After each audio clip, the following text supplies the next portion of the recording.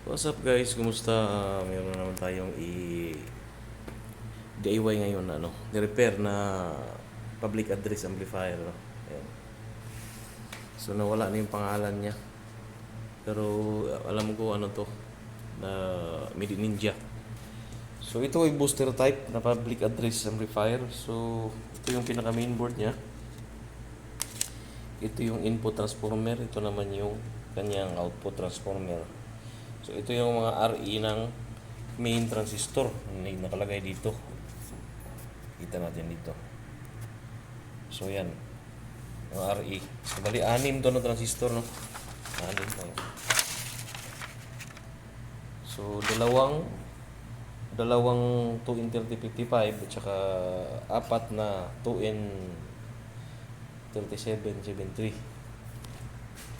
So ito yung kanyang schematic diagram. Kita mo dyan. So ito yung input. Naka Darlington type to siya. So 2N3055. Ayan o. Tsaka ganun din dito sa baba. So double bias to siya. So ang kanyang resistance sa input primary 60 ohms. Tapos sa dual output niya sa kanyang secondary 35 ohms. So ang kanyang bias sa positive is 1K. Tapos sa kanyang RE naman is 33, naka-series sa 56 ohms. Ganon din sa kabila, pantay lang yan sila. Ayan. So ngayon balik tayo. Malaki yung kanyang power supply. So ang problema nito sa may bandang section sa kanyang bias, nagka-problema, no? So naayos na natin. So ito yung kanyang 1K dalawa. So ito yun. Yan. Tapos ito naman sa kanyang itong dalawa na to. Tsaka dito yun, 33 yan. Yan, 56. Naka-series. Ito yun. Yung dalawa na to. So kinuhaan ko lang siya ng data para meron tayong guide kung ano tayo ng ganitong klase na amplifier. So halos katugma lang yan dito na yung kanyang design. So ang kagandahan lang nito, malaki yung kanyang transformer. Ayan o. Ito, maganda rin siya kasi meron siyang output dito. Output, meron siyang dito output, no? Meron siyang katulad nito. So meron siyang common, tsaka 4 ohms, tsaka 8 ohms. So pwede din sa battery. 24 volt DC. So maganda to siya pang gamit pang public address talaga. So okay naman yung tunog niya na ayos na natin. So babaklasin ko kasi to kasi papalitan ko siya ng class AB na amplifier, no. So yun ang niya. Iti-testing natin to. Supply nito is 24 volt. Yan. Ito yung kanyang PCU.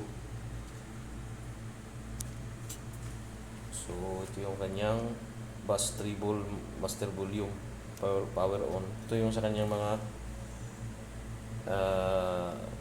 microphone, inputs. So ngayon ito yung kanyang regulator para sa kanyang supply dito. Kasama na to dito sa kanyang preamps sa mic. Maganda kasi pag naka-regulate siya para kasama na yung kanyang preamplifier dito sa input na nakakonect sa input ng transformer na to para maiwasan yung humming. Kaya ginamitan siya ng 7818 na regulator. So ito yung indicator niya. Ito naman yung output indicator.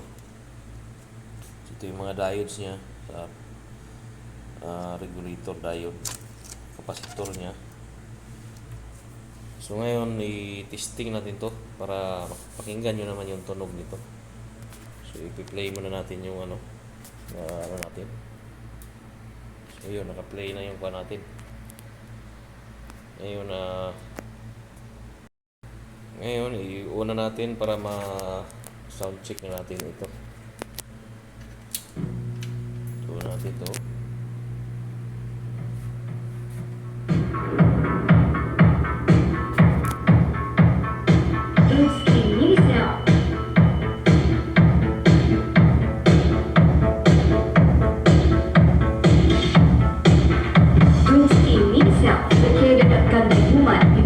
Smell relief. Good skin mini smell.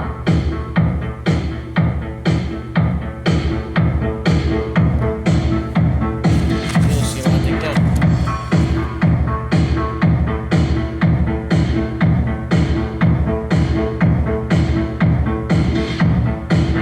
Good skin mini smell.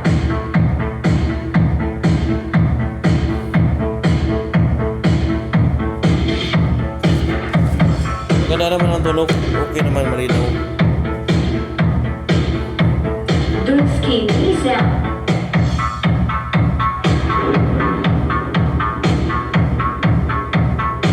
Good skin mini smell. So, yun lang guys. Maraming salamat. Hanggang sa muli, Dudski TV.